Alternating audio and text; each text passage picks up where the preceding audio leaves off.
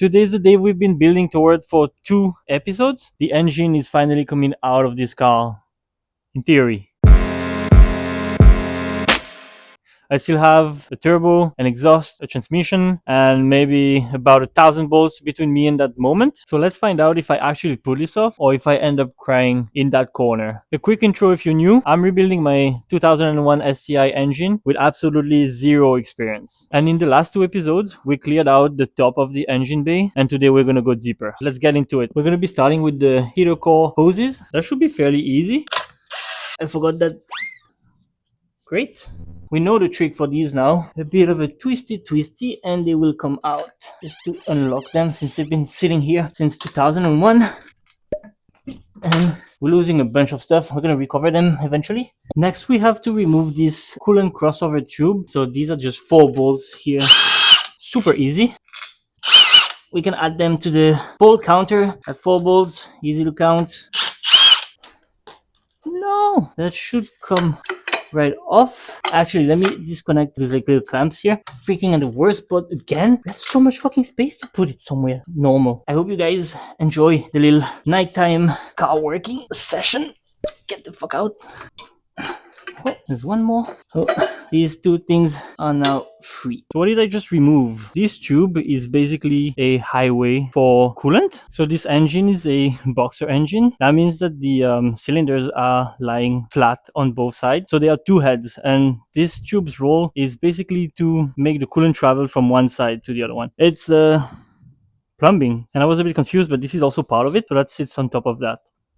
Smaller roads. I removed the PCV valve and breather tubes off camera. This one is actually interesting. When the engine runs, there's a bit of combustion pressure that sneaks past the pistons into the bottom of the engine, and that creates basically oil fumes. And since obviously you cannot just release these oil fumes into the air, the PCV catches these fumes and routes them back into the intake for it to get burned with everything else. Speaking of smells, much better ones. This episode has a sponsor, a real one, and it's not a VPN.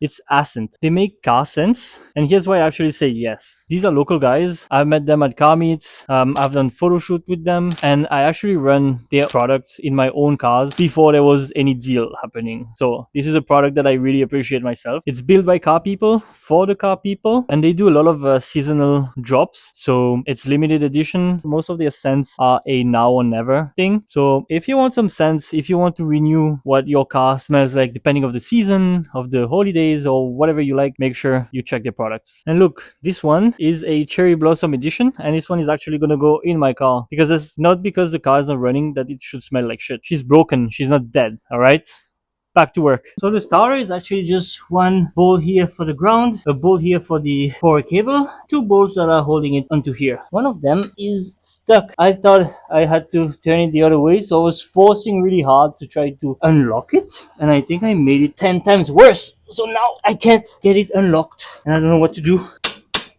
I wonder if I can leave it on. When I'm disconnecting the engine, I'm disconnecting it here. So why do I have to remove the starter? Oh, maybe it's like connected to something inside? Probably. I need WD-40. Side quest. I was using these lights to light up the Subaru here, and the battery ran out. So I'm gonna let this thing recharge the battery a little bit. I'm actually getting some help from my friend Christopher, and I think this is a great opportunity to ask him what he thinks about Ascent. Honest opinion. So I like this one a lot, mostly because you can smell it as you pulled it out of the box, and it's not like a super strong smell, but it's enough that it's pleasant. Would you run this in your car? Yeah, I'd run this one in my Cool. car. I'll get you one then. Okay, we have 2 bolts left to get the starter out. I do understand now why I needed to take it out to remove the engine. We saw it in the episode 2. This thing actually spins the engine to get it running. So this is the starter, and this is the gear that spins the engine and that gets it started. Intercooler bracket, 2 12mm bolts, easy. And I'm getting Christopher to work a little bit because I'm tired. How long day? Yeah, sometimes I do shit and I'm like, am I just dumb? We can get a bigger turbo on this. Just like my car, everything's just in the way. I know, I complain about this most of the time. Like, Heat shielding on this is cool. An Apollo mission rocket. if you guys remember from last episode, I removed this thing, the expansion tank, and I said that I had no clue what this was. I actually did my homework. So it's pretty simple. It's a coolant overflow tank. So the coolant, when it gets hot, expands, and the extra coolant goes there. I thought this would be really hard to remove because of the heat over 20 years, but it's already loose. Concerning, but I'm happy with it. Oh my god, I locked it again. I went the opposite way. We have some bolts that we pulled out. There's one that is underneath and there's zero room to access it. So it's a bit of a pain. God damn it! These are the moments of regret. Didn't fall through. No. I see it. You got it. The lesson that we're learning here, pay the damn people who know what to do. Once I know how to do it, you can pay me. It's almost there. When you drop your car to mechanic shop, can you imagine you just walk in and the guys are just doing the exact same shit, just struggling as much as you are. Oh, this thing. Oh shit, the lights are flickering over there. Oh no. Of course. We have to stand on business to get shit done. That's how it is, boys. To release the clutch fork, you remove the cover that we just removed earlier here and put this bolt in there. It's gonna thread into a pin and you technically can remove it by hand. Of course, in the videos they do it with their hands all the time and shit works, but when you do it yourself, it doesn't work. I would use pliers. There you go. And now the clutch fork has been released. That I don't know how it's gonna go back there, but this is a problem for later. Today was not the day this engine is coming out. I might as well go in the depression corner. Very humbling experience. I pretty much underestimated the amount of work that it would take, but I'm not giving up. I'm gonna get back into it tomorrow morning, but for you it's gonna be right now. I'm rested. I'm ready. Let's do this. One bolt, one nut, and that's all. At least we're starting the day with something not too complex.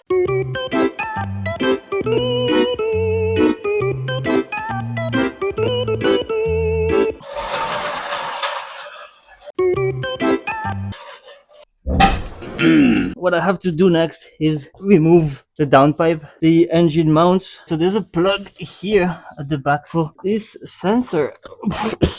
Sensor one is disconnected. There's another one. Oh my god, I already ripped my glove. I just put it on. I have this second sensor disconnected, but there's a shit ton of wire. What is it, like 3 loops of wires here? Look at this. Why is this sensor? This is not a O2 sensor. This is something else. This is something custom, I think. That doesn't look like it's from factory because like look at the size of this. They like had to tuck it. When you're sweating, these gloves are the worst. Little glove switch. Pit stop. Here's a bit tricky because god damn it. Damn, I wish I had the lift. And we got the downpipe out, boys. Engine mounts, 2 bolts right next to the oil pan. This one stupid nut I have to remove to get the transmission disconnected, and there's literally no room to put anything, and even if you do put anything, there's no room for you to actually break it. So I don't know what to do. I'm a bit lost right now. There's one that I cannot access. One eternity later. I got it. I unlocked it. I have zero space to manipulate it, but it is coming off. Whew, this is really painful mentally. Once again, if you are a Subaru engineer, I'm losing my mind. I'm fucking dead. I could take a nap right now. Come on! I think this is the hardest bolt. After that, everything should be so easy. I say the word easy way too much. Nothing has been easy. I don't even know what I'm saying anymore. Oh!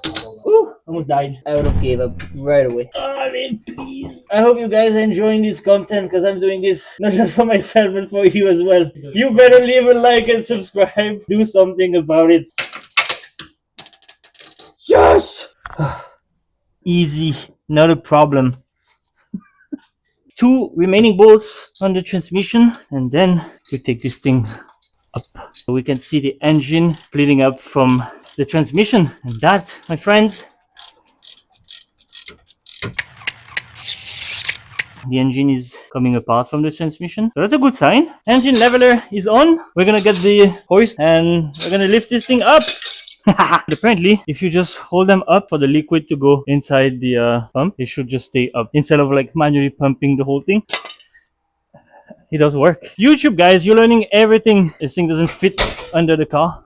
Yeah, we're good. This is the big moment. But wait, before we do it, Don't forget to use your Bugeye promo code on the Ascent website and get your scent so you can help me with this build as well and make your car smell amazing. Now let's just continue with this thing.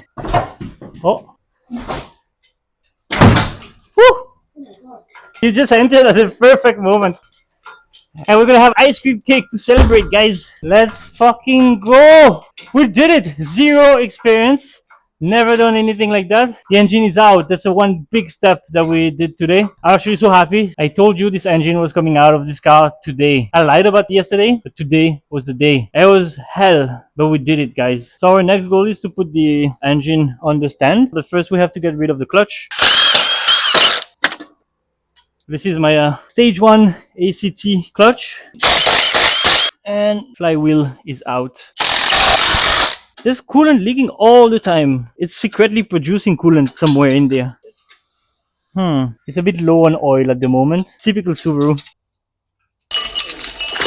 Next episode, we're gonna start dismantling this whole thing. So make sure you subscribe, leave a comment. I'm dead. I didn't think that would be that hard. As painful as it is, we make things happen. I told you, I'm doing this. This is happening. No matter how much energy it takes from me, we're doing this. And don't forget to go check the Ascent website. Make sure you order your scent. Let me know what you think of the product. See you guys next time.